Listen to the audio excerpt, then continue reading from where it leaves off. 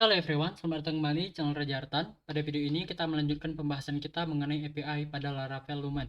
Nah, di sini kita udah berhasil menampilkan data berdasarkan ID, kemudian kita berhasil menambahkan data dan mengupdate data. Selanjutnya yang terakhir kita harus berhasil menghapus data. Caranya itu seperti apa? Kita kunjungi di bagian bawah, contohnya di sini di bagian kategori dulu, bagian kategori. Nah, di sini kita lihat returnnya ini masih data berhasil dihapus. Di mana yang rootnya itu kalau kita lihat di sini dia kategori ID. Nah, kalau kita kunjungi di bagian postman, oke, postman, kita lihat di sini dia lihat, nah, kita ganti aja namanya, dia lihat kategori by apa, by ID.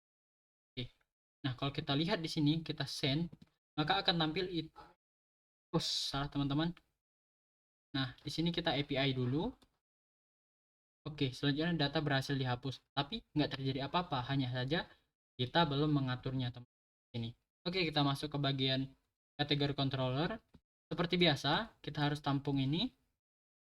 Kita buat di sini kategori, kemudian where ID-nya itu dari ID.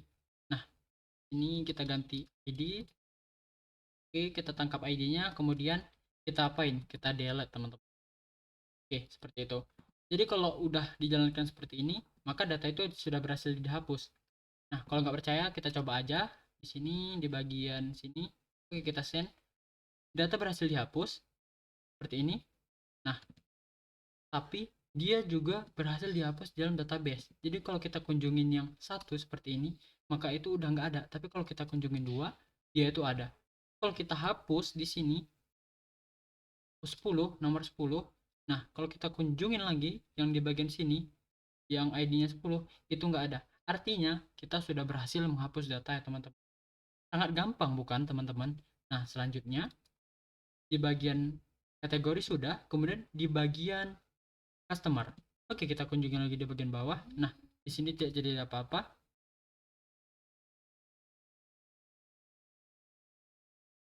Nah, di sini kita buat kategori, kita cari where ID sama dengan $ID, kemudian kita apain? Kemudian kan kita ada yang namanya hapus. Di sini kita menggunakan delete. Kemudian kalau kita update, kita bisa update karena kita memerlukan update. Jadi kita tidak menggunakan update karena tugas kita atau tujuan kita adalah menghapus. Salah tadi teman-teman, bukan kategori, jadi customer. Oke, seperti itu. Nah, kita juga ganti di sini menjadi ID. Nah, selanjutnya kita kembalikan return response JSON. Kemudian di sini kita ganti aja customer berhasil. Ini juga sama kalau kita lihat di sini. Nah, di sini juga sama, dia menggunakan metodenya itu delete, kemudian customer dan ID.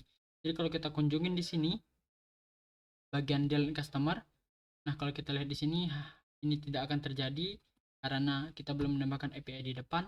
Nah, kalau kita lihat di sini dan kita send, data customer berhasil dihapus dan kita kunjungin yang ID-nya itu satu dan kita lihat maka itu tidak ada. Maka kita sudah berhasil membuat root teman-teman, read, update, dan delete. Oke, selamat teman-teman. Kalau teman-teman masih bingung dengan video saya, teman-teman bisa tanyakan di kolom komentar. Saya akan tunggu kalian di video. See you soon.